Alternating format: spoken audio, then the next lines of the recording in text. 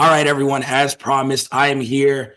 I think it's okay to say this with UFC legend Chris Weidman. I don't want to age you or anything. You came in, you are the future of the UFC. I think you've accomplished everything someone would say that anyone would want in a UFC career. So it's okay to call you a legend now, but it seems like you still got a little ways to go. That fire is still burning. Yeah, I mean, somehow I still have crazy motivation and I still feel like I have it. So I don't feel like it's time to hang up the gloves yet. I was prepared to hang up the gloves on this one when I got a call because I was kind of like, I broke my leg in my last fight too. I was dealing with the recovery. It was just a lot. And I'm like, yeah, this is terrible. Maybe I'm good.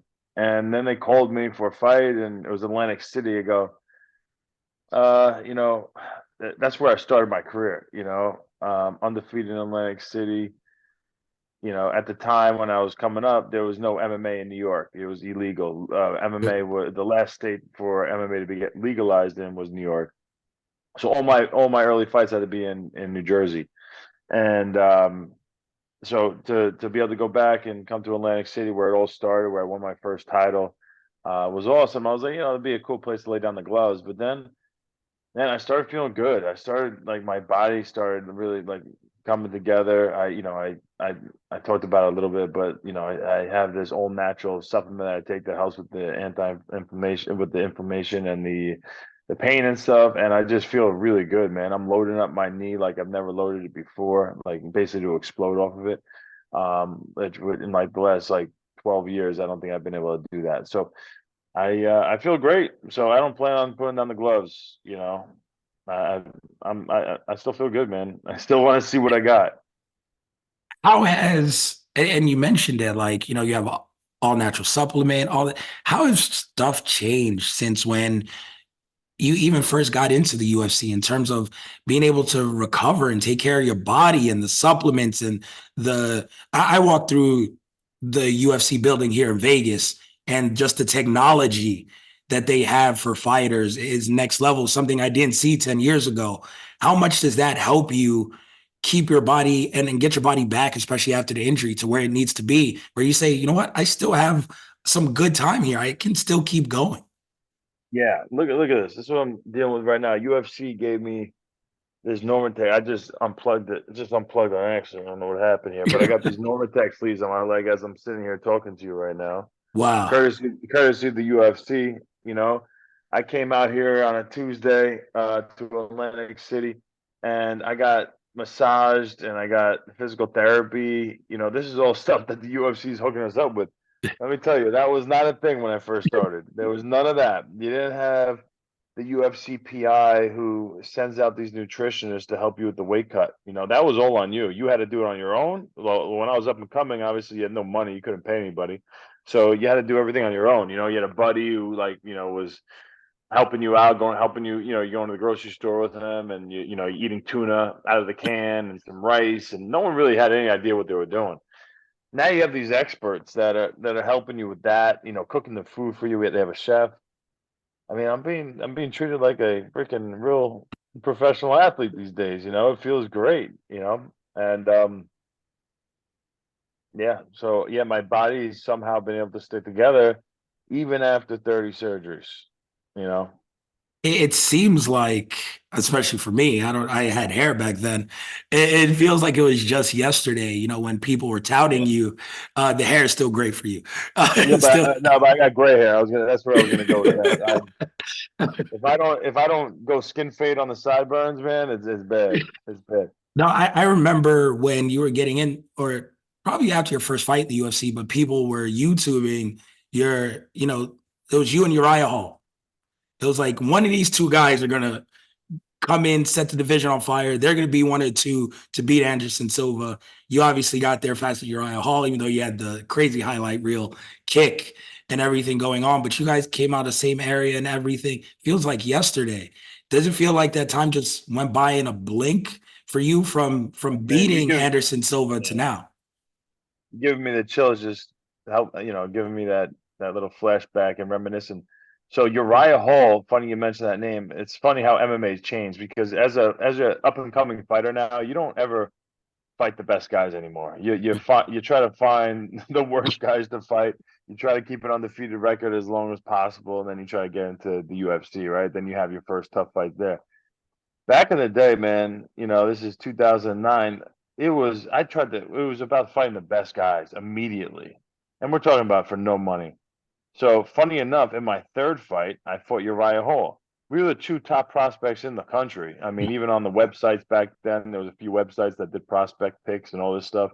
Me and him were like 1 and 2, and he was from a school at the time called Tiger Showman, which they had like I think they had like 40 locations at the time. It's probably way past that now. And I was at Serra-Longo, and there was kind of a rivalry between the Serra-Longo team and the Tiger Showman guys because when we did kickboxing fight, they were out of New York for the most part, in Jersey and stuff. So anytime we had fighters fighting kickboxing, or if we had fighters, fighting MMA, it was the crowds were really um, mostly either our team or their team, and we were very rowdy, and they probably had more numbers than us, so we had to like be even more rowdy to kind of like deal with their numbers. So there was kind of like a rivalry there. So when all of a sudden you had me who the Serra-Longo guys and everybody around me were saying I was the guy who was going to be the best and had all this potential, and then you had everybody from Tiger Showman screaming and yelling about how this guy's ridiculous and he can knock anybody out. It was a big fight, and that was right here in Atlantic City. And I ended up knocking him out in the first round with a left hook, and that was always like whoever wins that fight is going to go to the UFC. And Uriah Hall ended up finding his own way to the UFC and had a great career himself. But he went to the Ultimate Fighter show and stuff like that. I went straight in after being 4-0.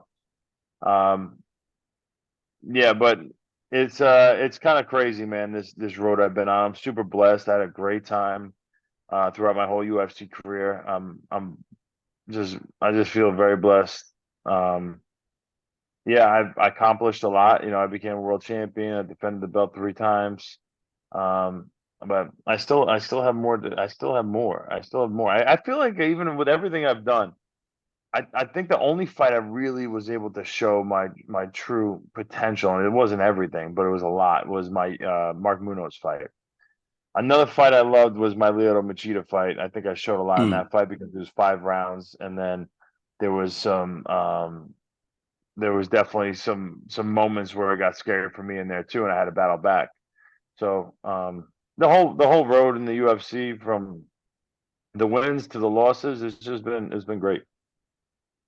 I'm always interested, especially, when people are this accomplished in the UFC, because there's a difference of never becoming a champion and kind of staying around and chasing that to having been a champion and still having that fire.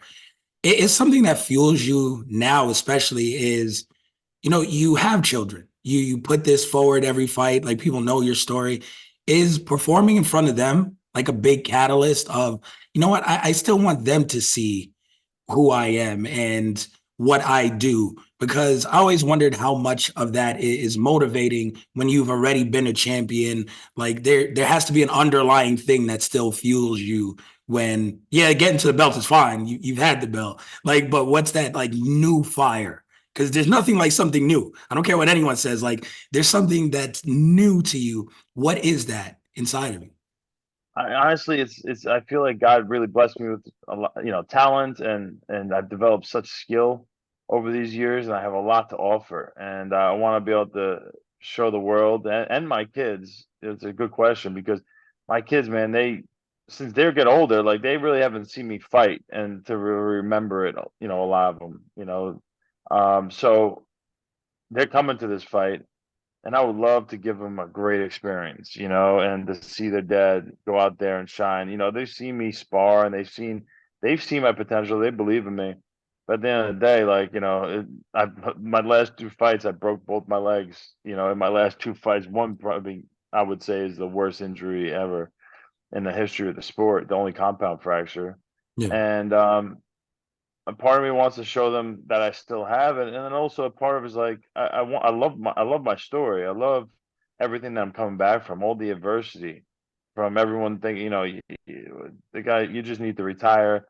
You've had 30 surgeries. You had this terrible injury, all the setbacks and everything, and then you come back and they target your legs and beat the crap out of your legs. You break your other leg. Like, what the hell are you doing? You got kids. You still have a brain.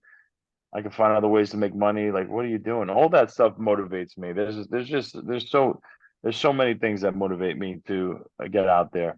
But the one I think the biggest is probably like just unleashing my potential. At some point, I'm not going to be able to do this anymore.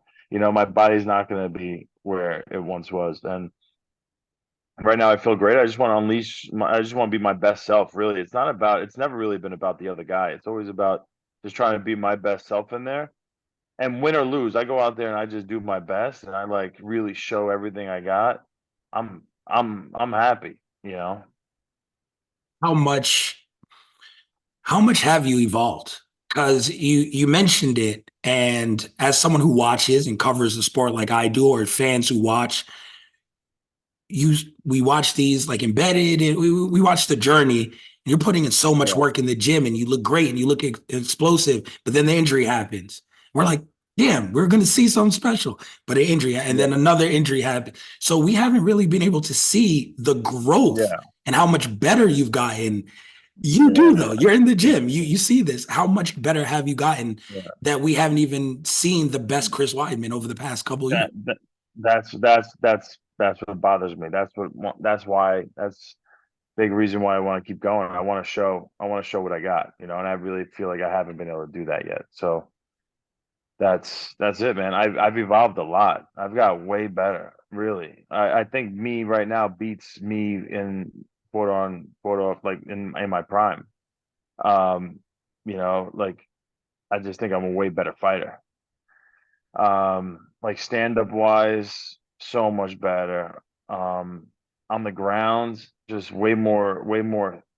I'm just way more comfortable and understanding of positions and then obviously there's some more submissions and just way more just understand the game way better. Experience is so important. And I got tons of experience and I feel like I still have my body together. So I have what it takes. No, it's funny to hear you But say you're that. right. I gotta actually show it in the cage. No, that's Otherwise it's great. built up. So we'll see, man. Like if I'm not able to show it, if I go out there and I'm like man, why am I like then what am I doing? So I gotta show it.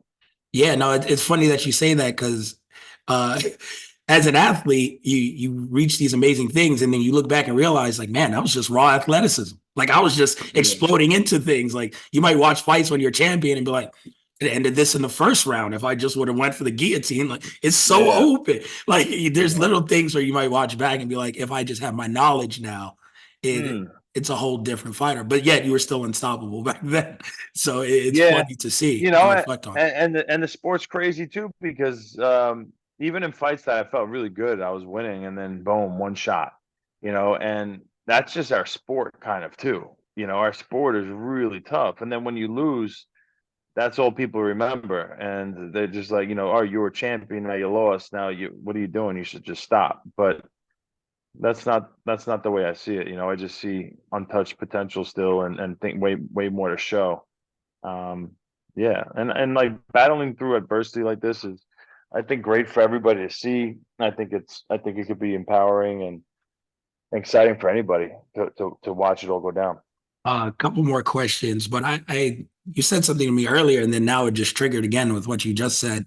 Is being in that like Saralongo gym, it seems like there's just a different level of hunger for everybody that's come through there the past 15 years, whatever, 20, 24, 15, 20 years. Like it seems like everyone is built different. Most people touch gold who come through that gym, but there's just like a quality people can't explain. And then now we see it with like Marab, where people are just like, you can't match his gas tank. You can't match but they could have said that about Aljo 4 years ago. They did. They could have said that about you in 2010. Oh, they did. That same quality, everyone who comes through there has that same quality. What is it about that gym that instills a pace, a tenacity, and a will that doesn't come from anywhere else. Yeah, well put. I mean, I think there's a couple of things. I don't think it's ever just one. But I would say the first thing I mean, Longo, Matt Serra. I mean, Matt Serra being the kind of the head mentor to us all, the guy who started it up. He allowed people from Long Island, people from our gym, to realize that we could do it, that you can do it. You become a world champion. So he was really the first one to get going, and then it's Ray Longo, who gets to know you on such a personal level, and he loves you. It's nothing's about the money. Nobody has contracts. There's no, hey, you have to pay this percentage or that percentage. It's he's there. He's only going to work with people. He's only going to work with people that he really likes, and he ends up falling in love with them, and he'll do anything for them. And once once he believes in you, you believe in yourself on a whole different level because he's seen it all. And he's not a bullshitter.